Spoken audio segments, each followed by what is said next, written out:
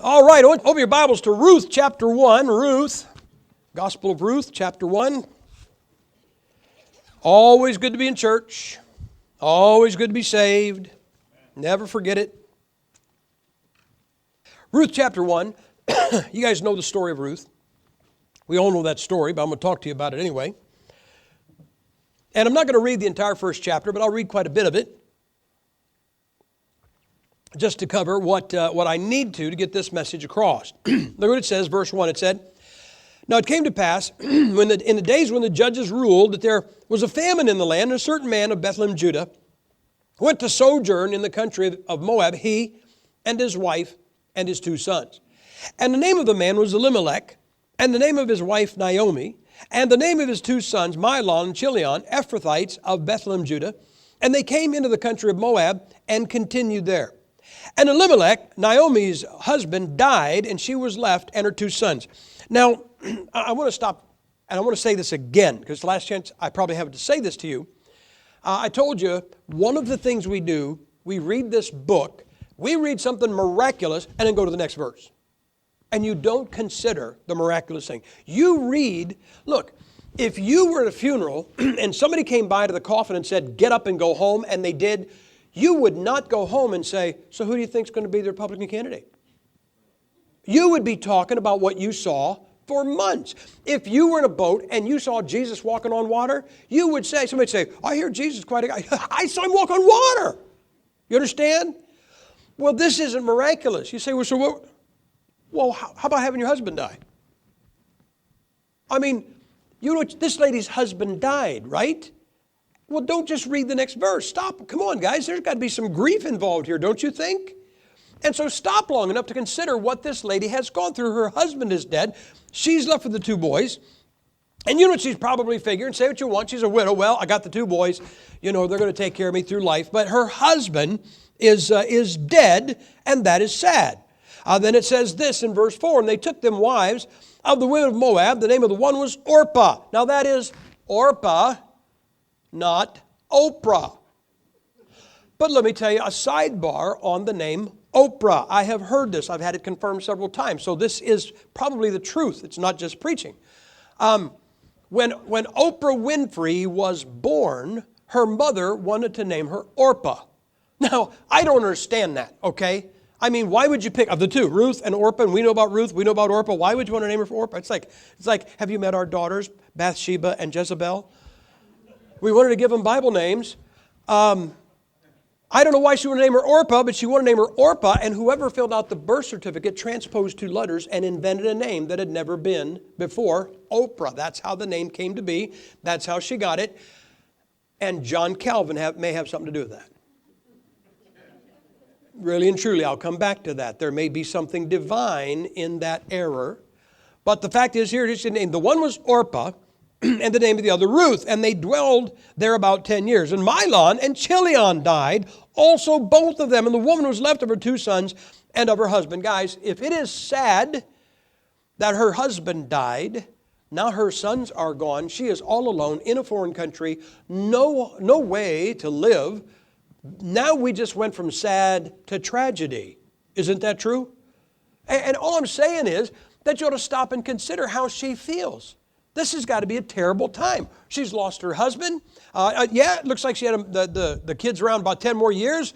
Then she lost her sons, but she lost her future, guys. There's no Social Security. There's no, put a little money in the bank and it's going to pay it out in the annuity. It's not there. So now she's lost everything. Verse 6, "Then she arose with her daughters-in-law, that she might return from the country of Moab, for she had heard in the country of Moab how that the Lord had visited his people in giving them bread. Wherefore she went forth out of the place where she was, and her 2 daughters-in-law with her. And they went on the way to return unto the land of Judah. And Naomi said unto her 2 daughters-in-law, Go, return each to her mother's house. The Lord deal kindly with you, as ye have dealt with the dead and with me. The Lord grant you that you may find rest, each of you, in the house of her husband." So here's what she's saying. She's saying, girls, this is a nice gesture that you want to go back to Judah with me. But now you go back. You're still young enough. I hope you're getting married. I hope you live, quote unquote, happily ever after.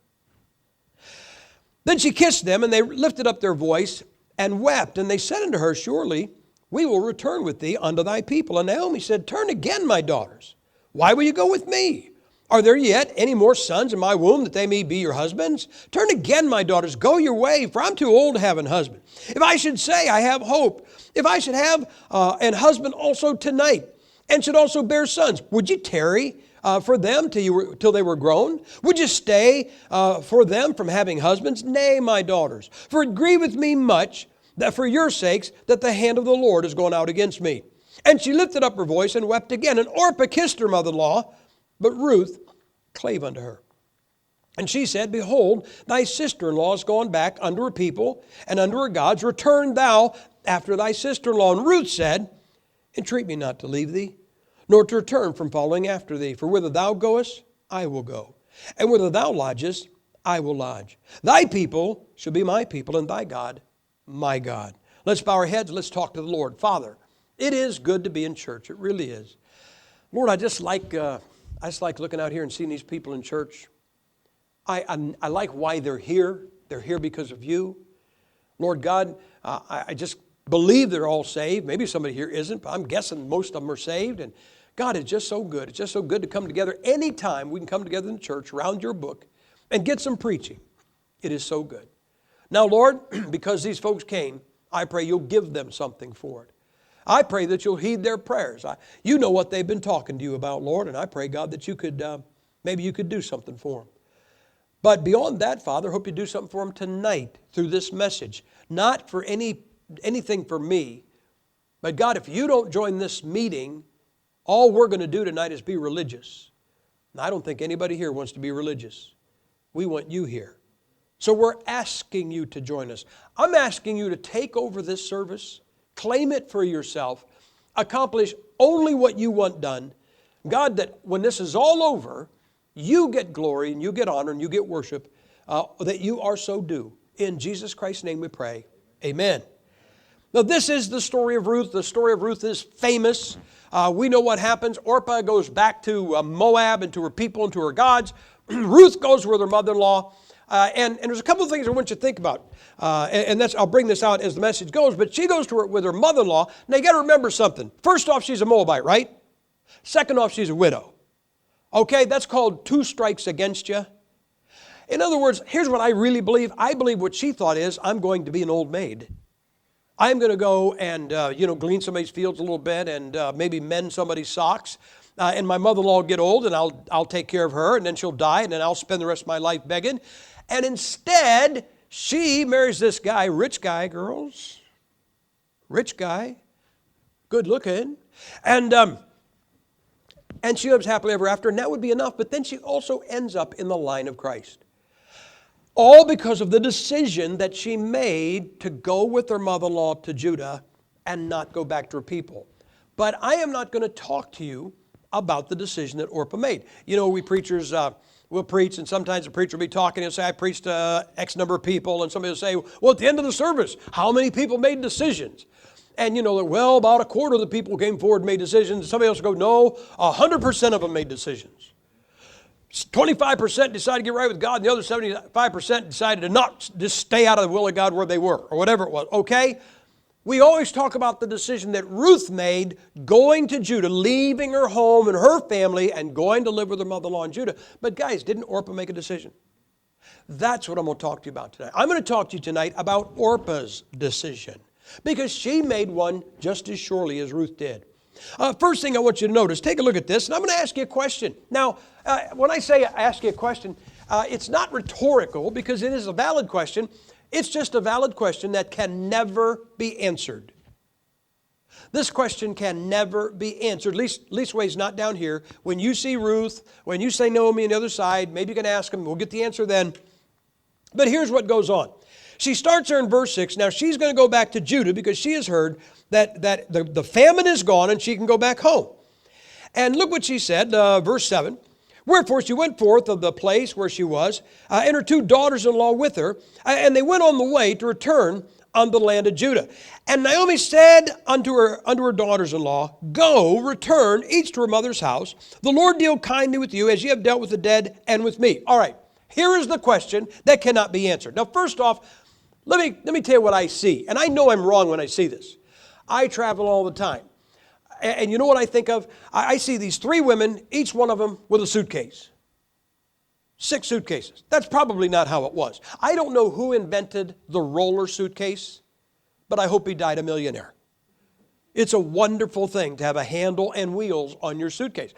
But really, probably they had like an ox cart or a goat cart or a donkey cart. They probably had all their belongings. They're probably carrying stuff. But I see these women, let's just say they're there with the 6 suitcases. Each one of them got their belongings in 2 suitcases.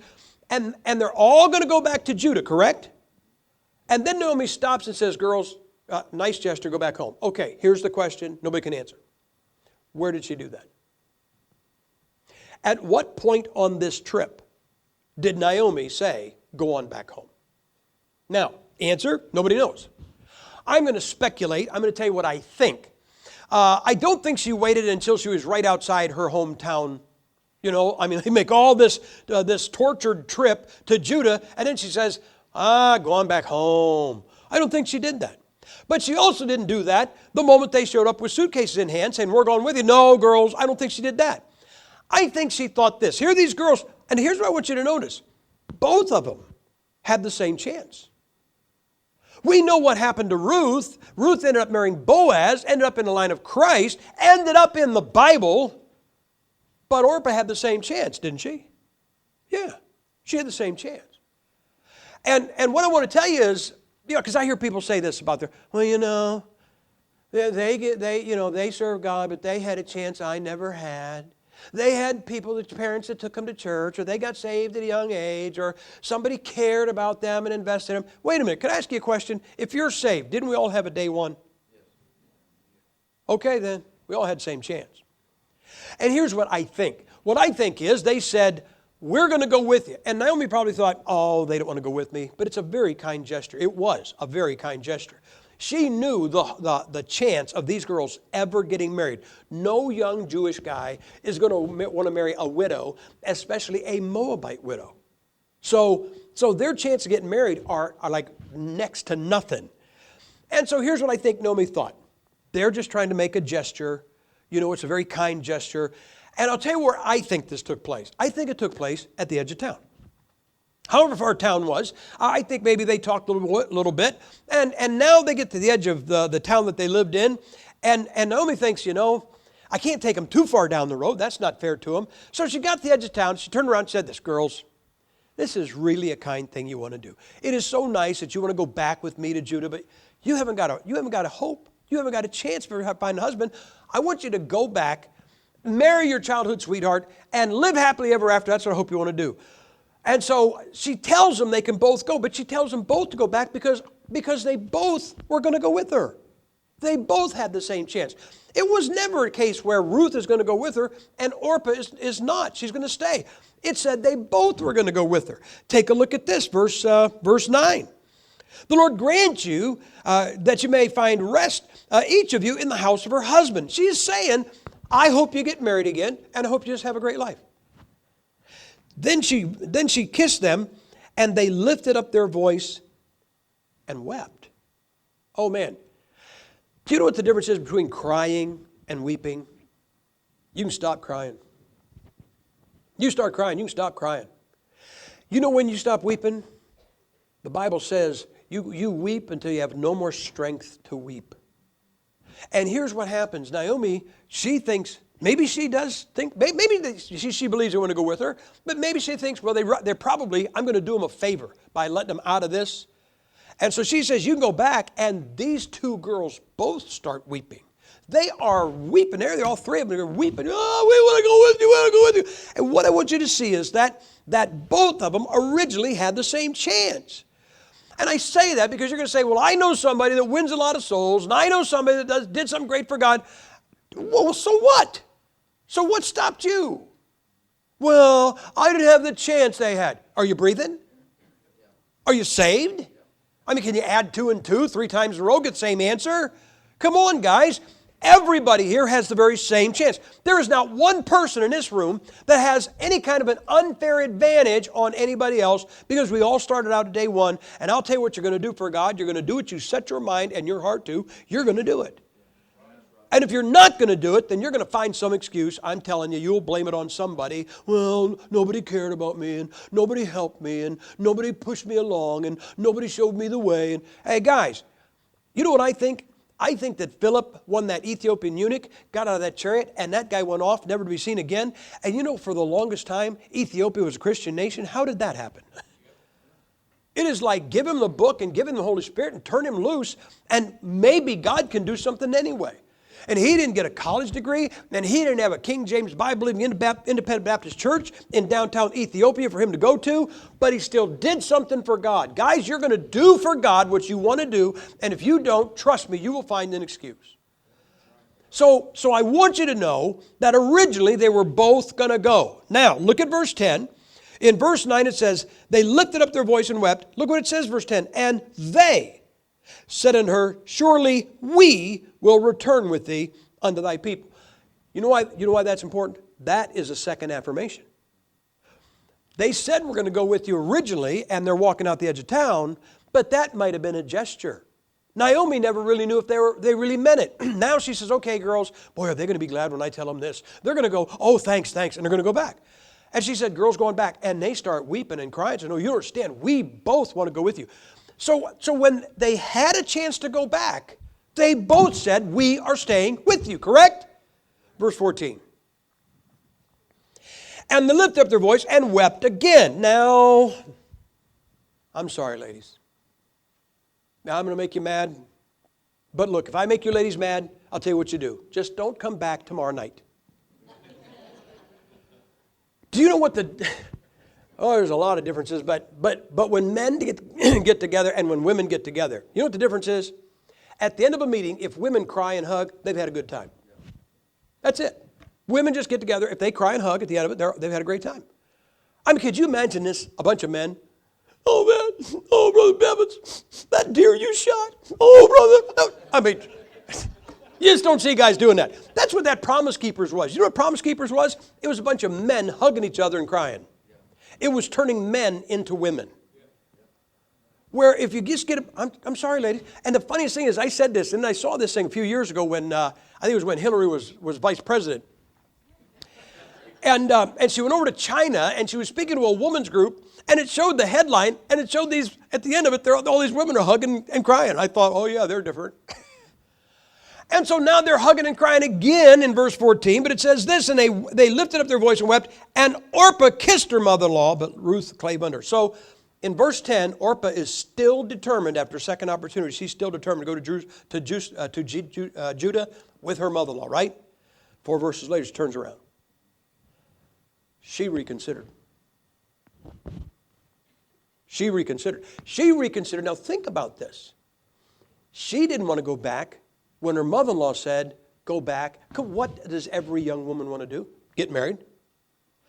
When her mother-in-law in verse 9 said, I hope you go back and marry the right guy and have a great marriage, that didn't even send her back. She still said after that, I'm going with you. But something happened between verse 10 and verse 14 that Orpah said, I'm not sure I want to do this. I don't know if this is for me. I think I'm going back home. Now, let me tell you what the standard teaching is. The standard teaching is that, let me say it the way they say it. Oh, bless God, she went back because she loved sin. And she went back and she lived wicked. Yeah. Maybe that is it's an option. But you don't know. I've had somebody say, Orpah turned and rejected all of the blessings that Ruth got. No, she didn't. Because standing where they're standing, neither of them knew what blessings were in the future. In fact, did you ever think about this? If they both went back, we might be reading the book of Orpah. I mean, it's a flip of a coin, and Hillary knows how important that is. And so, guys, you say, what was it? And okay, look, maybe it was sin, and maybe it was the old life. Let me tell you what, it's just a chance. I got to tell you something, guys. We are road people. I don't mean we live on the road. I am a road person. I like roads. I love roads. I will walk out. We'll sometimes be parked at church, and I will walk out in the middle of a 2-lane road and stand on the center line about midnight and probably get hit by a UPS truck. But no, man, I'll just look down that way and look down that way, dead silence. Where I pastored, our church was in just the slightest little valley. And the mail box was across the street from my church. And I'd walk out there in broad daylight, and I'd get the mail, and I'd turn around, and I'd get about halfway across, I'd be on the center line. There's no cars coming this way, no cars coming that way. You can't even hear the tires singing. You can't even hear a car approaching. I mean, it was just, I'm standing in the middle of a road, it is absolutely dead silent, and I'm looking down the road. Guys, I like roads. I know you're going to think I'm nuts. That's okay. They speak to me.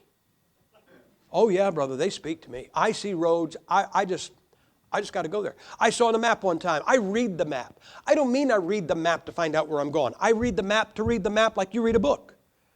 I just pick up the atlas and I just read the map. And I was reading Nevada one time, and it's Route 50 from Ely, Nevada to Reno, Route 50 across there. And right there where it said Route 50, it said the loneliest road. And as soon as I read that, I said, I got to go. I mean, John Calvin tapped me on the shoulder and said, you are predestined to drive on that. Man, I did. My wife and I dropped anchor. We had a couple of days off. We dropped anchor, left the RV in Ely, Nevada, woke up one morning. We drove 120 miles west on the loneliest road, about an hour's drive. And you say, what'd you see? We saw dirt and rocks and cactus and rocks and dirt, and that was it.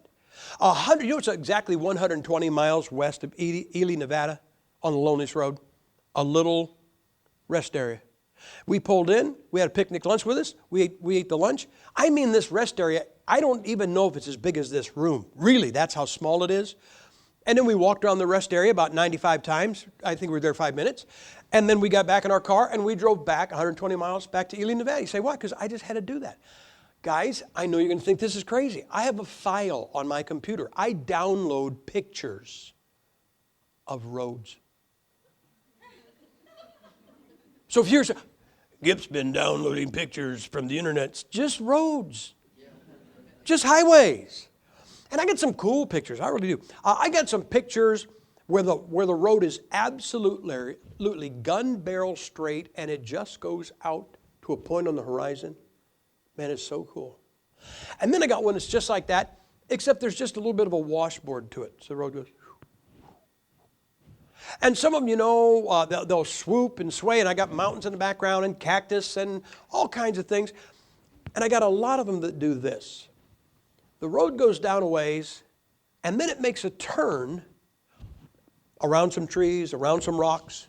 Whatever it is, you know the road keeps going, but you can't see what's around the bend. I got a lot of those. You know what I think? I'm just thinking. Here they are at the edge of town. They've just been weeping. Go on back, girls. Go on back. Get married. Hope you live happily ever after. No, we're going with you. And then they're looking down. Here's Orpah and Ruth. They're looking down that road. And that dirt road goes out of town, the one toward Judea. And then it makes a turn behind a little mount, behind a little hill, and goes out of sight. Orpah says, hey, Ruth. Yeah? You see where the road goes down there and then makes that turn behind that hill down there? Yeah? What's around that bend? I don't know. I've never been as far out of town. I don't have no idea what's around that bend. I've never been that far out of town. You know, Ruth, I've heard there's bad people. They lay alongside the road here. They rob people, and what they do to women's unspeakable. You know something, Ruth, as we're standing here right now, there might be people down that hill looking at us just saying, here come 3 women down here right now, defenseless. Who knows what's going to happen as we go down that road? Yeah, you're right. We don't have any idea what's down there. We don't have any idea what's around there. Yeah, and Ruth, if we do make it to Judah, do you know what our chances are getting married? I mean, a couple of Moabite widows. You think those Jewish boys are going to marry us? We're Moabites? Listen, guys, there were special restrictions against the Moabites. They weren't just heathen. There were special restrictions against them. And you think they're going to want to marry us? Man, I'm telling you, Ruth, I am not sure. You know, Ruth, I can't do it. I just can't do it. I just don't know what's around that bend. You know that has stopped more of God's people than anything else? You know, we say, well, somebody turned and went back into the world, or they wouldn't serve God, or they wouldn't follow God, and it was the draw of sin. Well, you know, I believe the draw of sin draws some people. It really does, but not near as many. You know what scares most people? The unknown. You know what people say? If I just knew how this is going to work out. Guys, if you just knew how it's going to work out, you'd never get to see God work. You never would. You know, when we left my church 30 years ago, I told Kathy the night I made the decision, it was a Sunday night, and I said, Kathy, God wants me back in evangelism. Next Sunday, I'm resigning the church. We're leaving here, going back into evangelism. If God doesn't take care of us, we're going to starve to death. That is exactly what I told her. And what I figured was if everybody I knew had me in for a meeting, this was October of 86, I thought, or September, I thought, I will have enough meetings, I got enough meetings to last until about January of 87, and then the Gipps will just evaporate. They'll just disappear. Nobody will know what will happen. And you say, well, why you say it? Because all I saw was the road went down there, but I knew God wanted me to go down that road. But I knew it made a bend. But that's okay. You don't have to know what's around the bend. In fact, I'll tell you what's around the bend. You know what's around the bend? God. But you got to go around that bend to meet Him. And here's the remarkable thing. I was in evangelism for 5 years, right out of Bible college. Then I was youth director for 4 and pastored for 5. And when I was youth director and a pastor, I didn't take very many evangelistic meetings. I stayed where I was. I decided that night to go back into evangelism. Next Sunday night, I'm going to resign. 7 days later, I told no one. The only 3 individuals that knew were me, my wife, and God.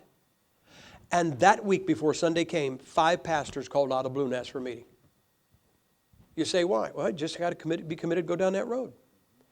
And you know something, guys? You know, I am not sure that maybe it was just a life with God's people seemed too bleak. Maybe Orpah said this. Well, you know, the Jews, they're not allowed to do this. They're not allowed to do that. They can't go here. They can't. Man, I mean, you know, they can't have any fun.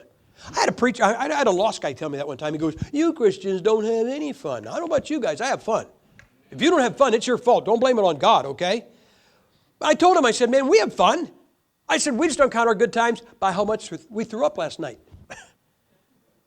I mean, yeah, you know, how could you have fun if you didn't wake up in your own vomit, right? Guys, I have fun and don't have to confess it. So she turned around, she reconsidered and went back, right? Here's another question, never can be answered. No one can answer this question until we get to the other side. Here the 3 women are. Orpah says, I'm going back. Ruth says, I'm going with my mother-in-law. What happened to Orpah? What happened to her? Well, now I'm going to tell you guys, I'm going to tell you the great truth of preaching. There's one great truth to preaching, and if you get this great truth down, you can be a great preacher. And here's what it is. In lieu of conviction, intimidation will work. You say, what are you saying? We want to preach, and we want to say something so correct that the Holy Spirit says amen, and He says amen to you, and that's the form of conviction. Where the Holy Spirit starts saying, you know what He's saying is right. That's conviction. Okay, well, here's the great truth of preaching is if I can't get the Holy Spirit to convict you, I'll guilt trip you, and you'll think it's the Holy Spirit. Here's how it goes. You care about lost people, don't you? Don't you? You don't want lost people to go to hell, do you? And how many of you, here it is Wednesday, and how many of you have witnessed to 50 people? How many of you have passed 100 tracts this week? See, you don't really care about souls. Oh, we don't really care about souls. Guys, don't feel bad. That's not conviction. Felt like it, didn't it? In fact, let's go back. No, that's intimidation. And so here's what I am supposed to say. Young people, please listen to me. This is what I'm supposed to tell you. Orpah went back and ended up being a streetwalker and a dope fiend and married some drunkard that beat her every night. And about 2 years after this, they found her dead in a gutter, heroin needle half in her arm. You say, why do you say that? Because that's what we preach. Now, mind you, couldn't that have happened? Yes, it could have happened, except for maybe the heroin needle. But But it could have happened. But maybe it didn't. In fact, let me tell you another scenario that could have happened. It is just as plausible. She went back. Ran into her old high school sweetheart. I mean, she's down, buying something at the market, and here's this guy that they were boyfriend, girlfriend in high school, and he goes, oh, hi, Orpah. Oh, hi. How are you? Oh, good, yeah. So, how's married life? Oh, you didn't hear? My husband died. Really? Really? Oh, that's really sad. I imagine you're probably seeing somebody, aren't you? No, I'm not seeing anybody. Really? You're not? You want to get a cup of coffee? Now I'm going to give you a scenario. This is just as plausible. She ran into some guy. They fell in love. They got married. You ready for this? And he loved her as much as Boaz loved Ruth. And he was as wealthy as Boaz was wealthy. And he treated her as good as Boaz treated Ruth. You say, wait a minute, preacher, that can't be. How do you know? And she didn't die 2 years later, a streetwalker and a dope dealer, or a dope fiend, and married to a drunkard that beat her. Maybe she died 50 or 60 years later as a grandmother, maybe great-grandmother, surrounded by her loving husband, loving children, loving grandchildren, a few great-grandchildren. Now, here's the problem with that scenario. You know what a bunch of people just said? Then why? We're trying to get our kids not to go into the world, and you're just telling them there's nothing bad there. I am just telling you that could be what happened. Isn't that right? Let's say it did. Let's say it did. Let's say that Orpah went back, did indeed fall in love with a man, did get married, he loved her, he treated her good, he had plenty of money, they had kids, she never wanted for anything. The kids, they grew up loving their dad and mom, she loved her children, they had grandchildren, maybe some great-grandchildren, and she did indeed die 50 or 60 years later, a loved mother, grandmother, great-grandmother. So, preacher, that just isn't right because there's kids in here and they're going to be tempted to go out in the world. I'm just telling you it could have happened. But let me tell you, if that did happen, let me tell you what Orpah never did know. There's some things that even if that all happened, there's some things that Orpah missed out on. Look at chapter 4. Ruth chapter 4. Now, I got to tell you, you have to know yourself. I know myself pretty well. And let me tell you something about me. I can't take a hint. I'm just not good at taking a hint. Like I'd be at somebody's house and the people go to bed. And I'm thinking, oh, well, maybe they want us to leave. That kind of, I just don't take a hint. And when somebody can't take a hint, do you know how you get the message through? You say it over and over and over. That's why I love my God. You know why? Because he can get something across. I think we read the other day, maybe it was here, maybe it was another church, but in Genesis chapter 4, when God called Abraham, he said, I will bless you, and they that bless you I will bless, and they that curse you I will curse. I'll make you a blessing and bless. I got that. And in Hebrews chapter 11, he said Enoch was translated, and before he was translated, this was his testimony to please God, and he was translated, did not see death. And I think, oh man, I'm going to be translated, because that's the type of the rapture. I'm going to be translated. I got that. And I like a God that can communicate to somebody that can't take a hint. Now, if you can't take a hint, I want you to give. Oh, no. If you can't take a hint, let's see if you can figure out what God's trying to get across to you and me in this passage. Look at verse 1. Now, here's the story.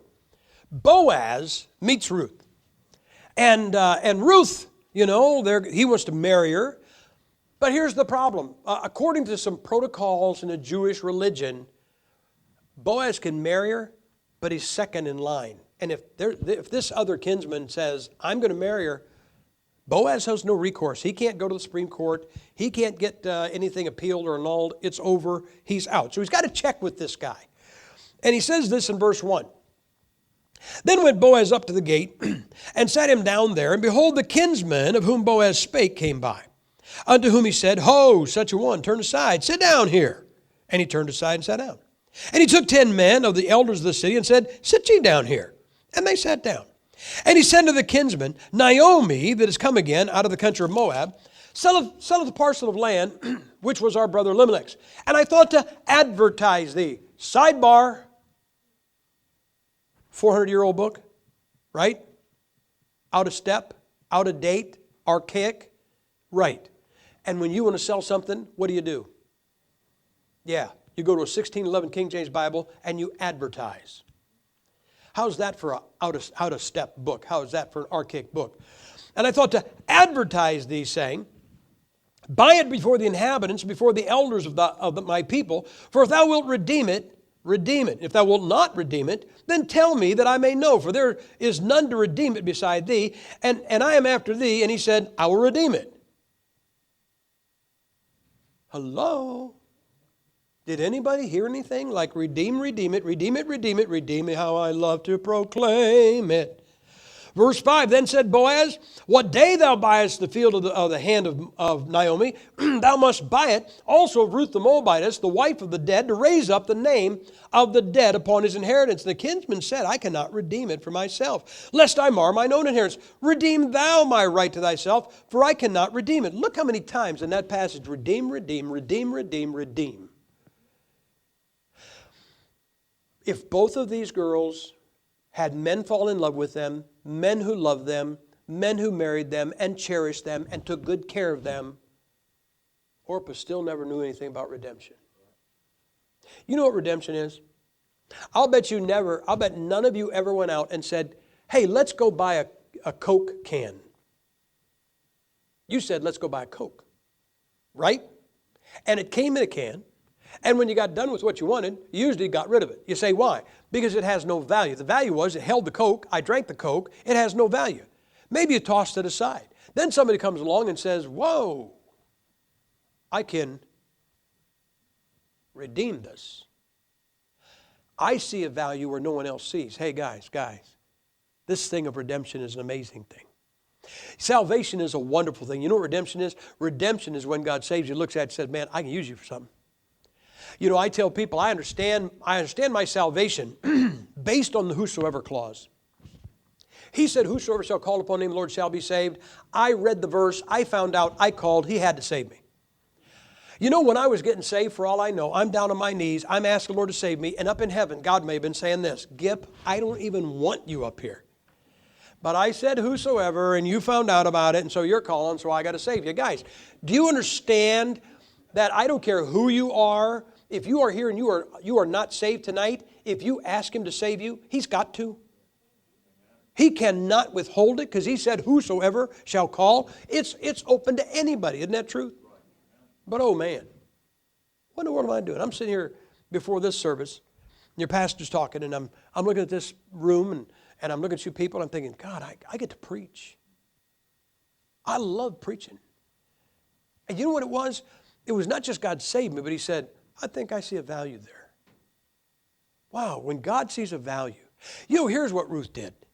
Ruth is walking along there. I told you, I really believe it. I believe she thought, I'm going to be taking care of my mother-in-law. I'm going to glean the fields. I'm going to do a little mending. I'll maybe bake some cakes or some bread, and I'll eke out an income for her and I, and then she'll die, and I'll die an old maid. I really believe that's what she thought.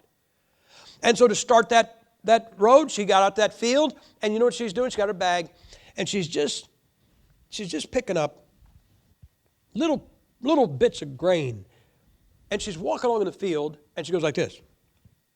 Whoa.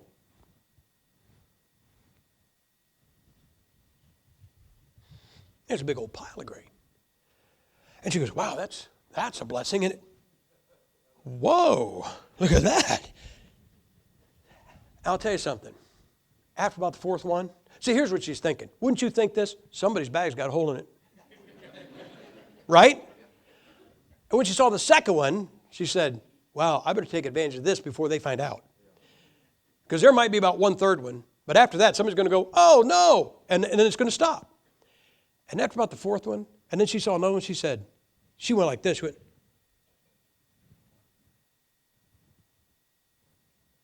somebody's watching me. This is not an accident. Why are they doing this for me? I'm a Moabite. I'm a widow. I am the most undesirable. The only things you could add to her would be leprosy. Do you understand? She said, I am the most undesirable person in this country, and somebody is doing this on purpose. Why are they doing this? Why would this rich Jew say, hey, girl, don't you go down there. You just drink the water the young men have drawn. Don't you go down to the stream, and you sit right here, and you eat out of the bowl right here, right? And she's going, what am I doing here? This just isn't right. This doesn't make any sense. You know what she was? Look, she went down to the marketplace. You know what she'd see? She'd see those Jewish women. You know what they say? Yeah, that's her. Yeah, that's Naomi's daughter, the Moabite. Yeah, the boy's married a Moabite. Can you believe it? So it must have broke her mother's heart. And then the boys had to die instead of the wives. How sad. And all the time she'd go down to that market, and she was Naomi's daughter-in-law, Naomi's Moabite daughter-in-law. And then she got married to Boaz. And now she walks into the market, and the marketeer says, Mrs. Boaz, look, I got some of that silk that you like so much, and I kept the bolt back here just for you because I knew you liked this texture, and I think you said you liked this color. And they're all addressing her as, Mrs. Boaz, is this what you like? Is this the cut of meat you like? I know you like this best. This is the best one I got. I held it for you. And you know what I think she said? Why are they doing this for me? Why on earth am I experiencing this? Do you understand that if it happened for Orpah, it happened in her hometown? It happened where it should. It happened where if somebody said, hey, Orpah, I gave you the best cut of meat because you and I graduated together, and I always was kind of hot for you, so look, I'm giving you the best. See what I'm saying? If it happened in her hometown, it makes sense. Maybe somebody treated her good because they were a family member.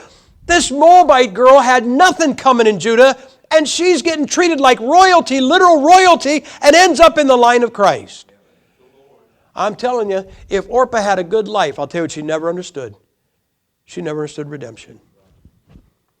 You know what I'm looking at? I am looking at a bunch of folks, and you know what I see? We have no idea how many maniacs are missing from Gadara tonight. Isn't that true? You know, sometimes, I might have mentioned this to you, but sometimes we preach a Sunday through Wednesday, and then I'll drive about 200-300 miles on Thursday and do a Thursday through Sunday, and I'll have Saturday night in church. I love to be in church on Saturday night. Saturday night's my favorite night to be in church. You know why? Because I know what I used to do on Saturday night, and I know what some of you used to do on Saturday night. And if somebody would have told me when I was lost, Roman Catholic, drunkard, some Saturday night you're going to be preaching in church, you don't even want to know what I'd said. I mean, you wouldn't even record my response. If you'd have told me I was going to be in church on Saturday night, I'd have probably said something you shouldn't be repeated. If you'd have said, you're going to be in church and you will be preaching, I'd have just hit you. Because that's beyond funny, okay? That's just ludicrous. And so, however good Orpah's life may have been, she never understood redemption. She could never understand redemption. But Ruth understood redemption. I'll tell you something else. I'll give you a challenge. I don't often challenge, but I'll give you a challenge. Go down to a Christian bookstore. See how many books there are about Ruth. I'd like to know how many books there are about Ruth. Some of them are commentaries, verse by verse possibly. Some of them are like this, Serena Serenity. They were kind of a romantic thing, probably a historical novel. I mean, how many books? It would be interesting to know how many books have been written about Ruth. So many. Even God wrote one. Wow. Now, he did write two about Samuel. But anyway, hey guys, how many books you ever read written about Orpah? Nobody wrote anything about Orpah. Nobody saw anything in Orpah that you could romanticize. Nobody talked about Orpah like, wow, this is how I want my life to turn out. You understand? You know what you girls want? You want to be Ruth. You want this guy to fall in love with you. It doesn't hurt if he's rich. You want him to fall in love with you. You want him to treat you good. And you're a little late to be in the line of Christ, but you'll take anything you can get. Isn't that true? I mean, serious, that's how it is. That's why they write books about Ruth. Nobody writes books about Orpah. Nobody makes movies or does plays about Orpah. I don't know if you ever get over to Pennsylvania, way on the far side, Philly area, Lancaster, Pennsylvania. They have the Sight and Sound Theater. If you don't get that far, you just go west far enough to Branson, Missouri. They now have one there. The Sight and Sound Theater. They were started by a Christian couple, an old Christian couple, and they just dramatize stories from the Bible. It's tremendous, and it is absolutely first class. If you've ever been there, there's nothing second rate about it. It's got a huge stage across the front. It's a U-shaped stage. It goes across the front, up the sides. I mean, they got animals running through there, the angels swinging on wires, They got the whole smash. It's beautiful. They do, let's see, I think we've seen, I'm trying to remember. They did Daniel Lion's Den. I know we've seen Joseph. We've seen the creation story. We've seen the story of the Lord. I think they do Noah. They do a bunch of them. Hey, you know what? They do Ruth. They don't do Orpah. Nobody makes a movie about the life of Orpah. You know why I think it is? How hard is it for a fish to go downstream? You know that you never see. Could you imagine like the Discovery Channel, and now we're going to film these fish going downstream. Whoa, did you see it go through the rapids? Let me tell you how easy it is to go downstream. You can be dead and do it. Right? Look at this. This fish is doing tricks. It's going downstream on its side. What's that? Oh, it is. Oh. Guys, nobody gets excited. I want you all to go downstream. I want you to try absolutely nothing. Just lay there like a dead fish and let the current take you. Wow, what a glory story. Guys, anybody can do that. You know what to make the film's about? The salmon. Who hasn't seen the salmon that goes against the current, that jumps and leaps up waterfalls from pool to pool, makes it all the way up to its spawning ground? Guys, they talk about that salmon going against the current. Guys, for what happened to Ruth, never should have happened. What happened to Orpah? Well, it happened to any number of women in Moab. Any number of women fell in love with a man who was not a drunk, who did not beat her, who did have money, who did take care of her, and died a very happy grandmother. That story would repeat itself all over Moab. If it happened to Orpah, no big deal. In fact, it happened in Judea with women. But for it to happen to a Moabite in Judea, a Moabite widow in Judea, guys, that's an amazing thing. And then on top of that, I always say, can you see this story? Here they are. Orpah's looking down the road. Ruth's looking down the road. And Orpah says, Ruth, I just can't go. And here's what I think Ruth probably said. Oh, no, let's go. Who knows? Maybe we'll marry a rich guy and we'll get married, a rich Jewish guy. And who knows? We could be in the line of Christ, and I don't know who Christ is. Do you know that Ruth, when she died, didn't even know she was in the line of Christ? We read her story. We know there was a divine PS to her story that she did not even know when she breathed her last breath. Guys, you know what I'm telling you? Ruth saw something providential. She saw something divine. She saw an act of God in everything. I was thinking the other day, I'm wicked. I know I'm wicked. And I tell people, I said, I am not just wicked, and you are not just wicked. The Bible says in Jeremiah 17, verse 9, we are desperately wicked. Let me tell you how wicked I am. I am so wicked that it took an act of God to save me. And that doesn't make a lick of sense. Because I am not worth what was paid, and you are not worth what was paid. And guys, what I'm telling you is that Ruth could understand so much that no one else could. Hey guys, how many times have you heard somebody preach about Ruth? How many times have you heard some preacher urge young girls, young guys, make the choice, turn your back on the world, live for God? How many times? Let me ask you a question. How many times have you ever heard anybody preach on Orpah beside tonight? And I'm not telling you to do what Orpah did, right? So what I'm saying, guys, no one is ever encouraged to do what Orpah did, even if Orpah died happy, rich, and loved.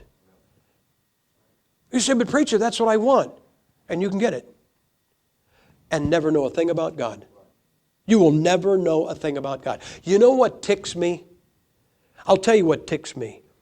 Christians who say, I'm going to live in the world because I don't like the rules in Christianity. I don't want to have to do this, and I don't want my Christianity to cost me a thing. And they want to live in the world. And then the first time the kid is sick, they call a Christian and say, pray for me. Look, I'll tell you something. I know what I'm supposed to tell you. If you don't live for God, you're going to live for the devil. You know that's not true.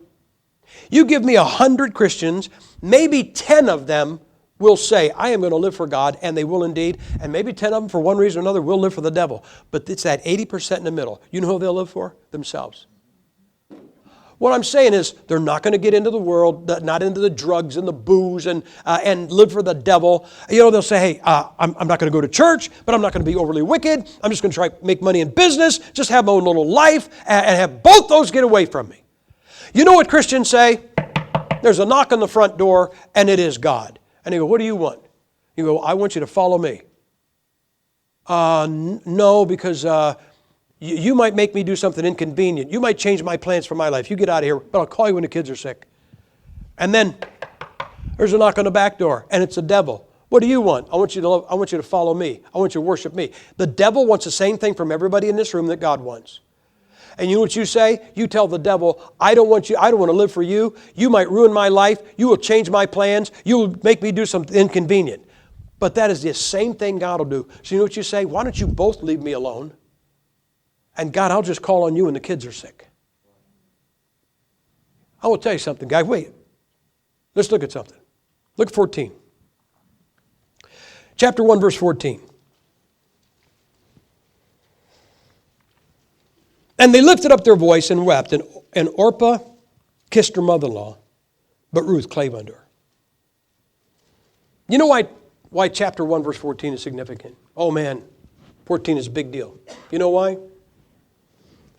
You look at it, you will never, after that verse, see the name Orpah in the Bible again. In verse 14, she kisses her mother-in-law and walks off. And is never heard about, never seen. Could I give you a thought?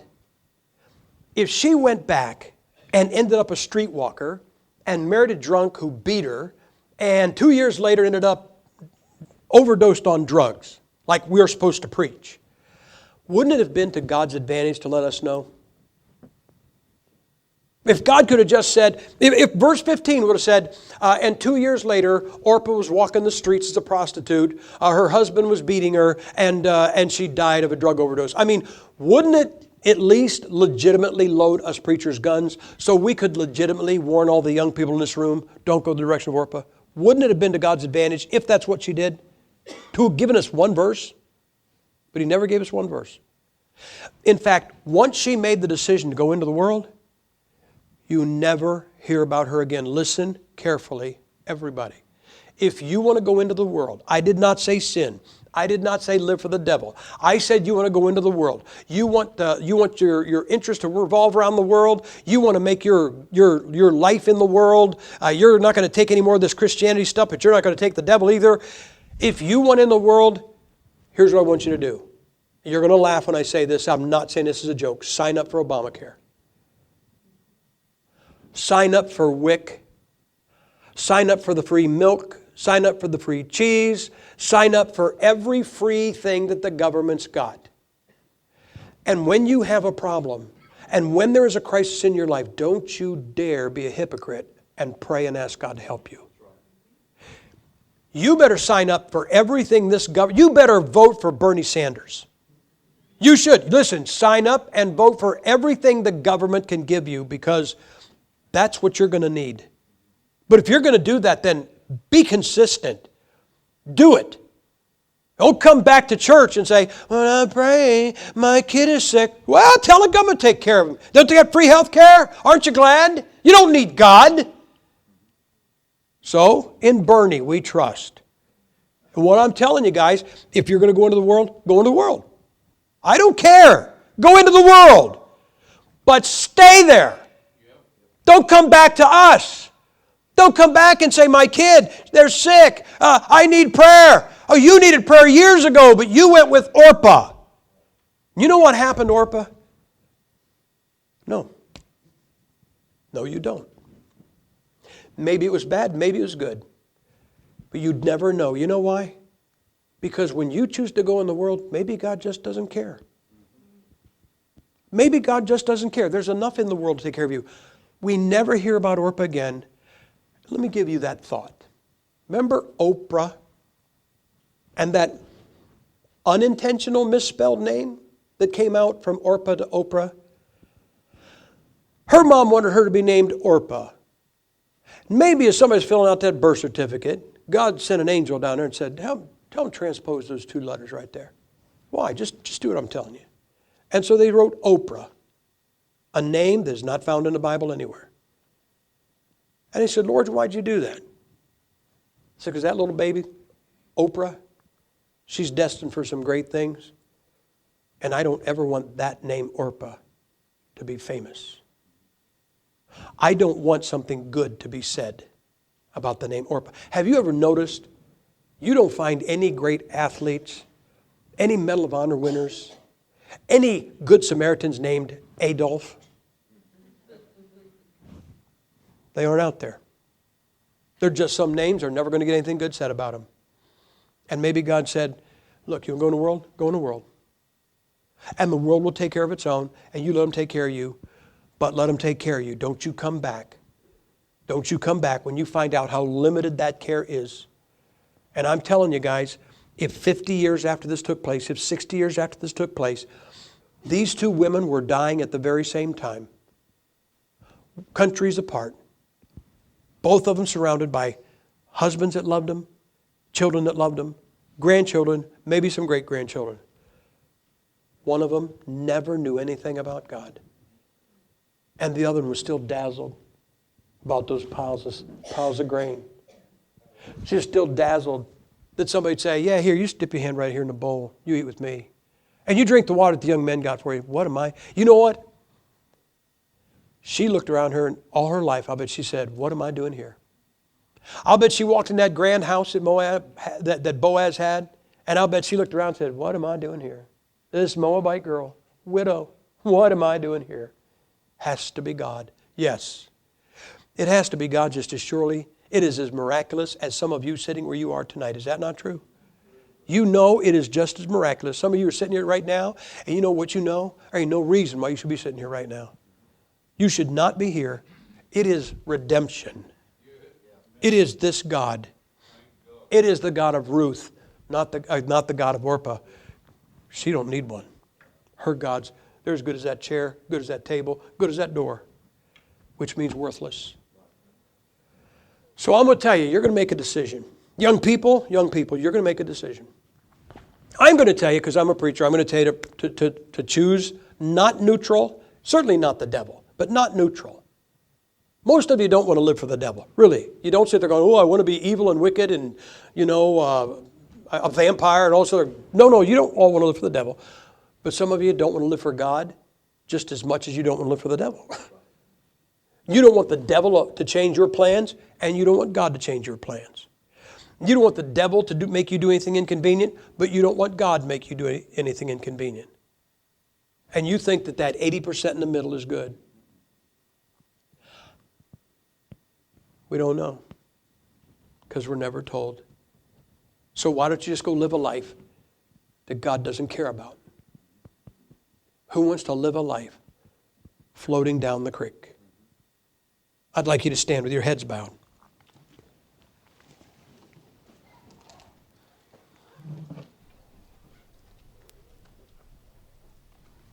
The tragedy of Orpah's decision is the time in which she lived, because at least if she lived today, she could have a Facebook account. And she could tell people what she had for breakfast like somebody cared. And she could think she was a celebrity and a star, just like people on Facebook. But she never even got that much. You better think about the decision you make.